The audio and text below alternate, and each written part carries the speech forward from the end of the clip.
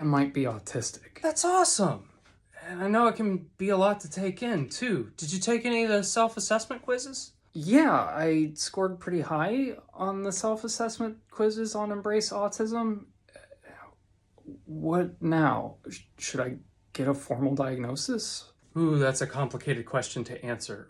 What do you hope to gain from an official diagnosis? I don't know.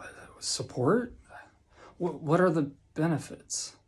Well, for me, I see like 3 potential benefits to getting a medical diagnosis over your own self-diagnosis.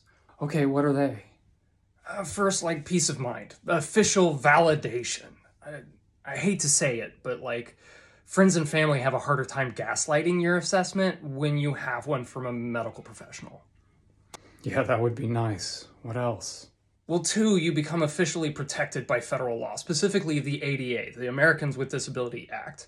It says that you can't be discriminated against. Your schools, your employers are required to provide accommodations. That could be kind of life-changing. Now keep in mind that there's a lot of schools and employers that are still going to discriminate, and it can mean that you have to fight them to get your federally protected accommodations, even though they're federally protected. Yeah. Oh, okay. Good to know. What about the third benefit? Well, if it's available in your area and if they're a good clinic or therapist or whatever that doesn't do therapies like ABA or applied behavioral analysis, which is a weird name for we're going to try to condition you to not act autistic. And if you can afford it, there are therapies and therapists and support groups and that kind of thing that might help work through things like autistic trauma or help you de-mask or with sensory management and all sorts of stuff like that. I frankly don't have experience with those kinds of things outside of my own therapist because those therapies don't exist in my area. That sucks. What are the drawbacks? I'll save the big one for last, and I'm sure there's going to be a lot of people in the comments who can add to this list of benefits and drawbacks, but I'd wager a common drawback is just the cost of assessment. How much? It depends on your location, the type of assessment, and if your insurance covers any of this, but I've heard it can cost around $2,000. Thankfully, my insurance covered mine, but you'd want to check beforehand. Oh shit. There's also many countries who have immigration policies that block autistic people, or even if your child is autistic, from becoming citizens. Countries are starting to address some of those policies to let more disabled people in, but a lot of them still don't, like New Zealand. Wow, that's really messed up.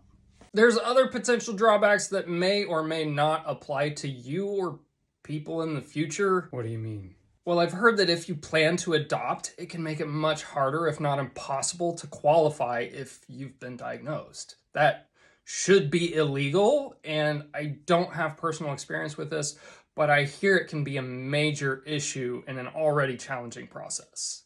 All right, good to know. Then there's all the shit happening with the Supreme Court right now, and there's been some threats that some disability rights might be rolled back.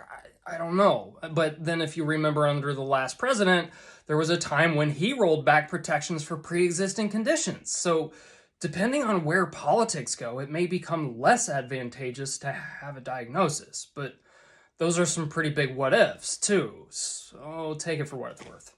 Okay, but what was the biggest thing you mentioned? The biggest potential issue that I see is that a lot of medical professionals who do autism assessments are grossly misinformed about autism based on old, outdated myths and theories. And these appointments can be traumatic and full of gaslighting, and many people get denied diagnosis who are autistic.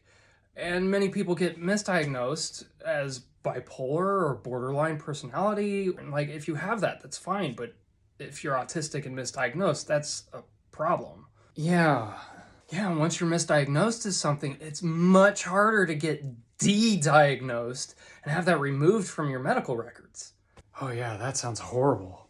I'm not advocating for not getting an assessment. In fact, I'm not advocating for or against, but it's important to find a good assessment place and to go into your appointment well prepared. Okay, what do I need to do to prepare? I'll get into that in a new video soon.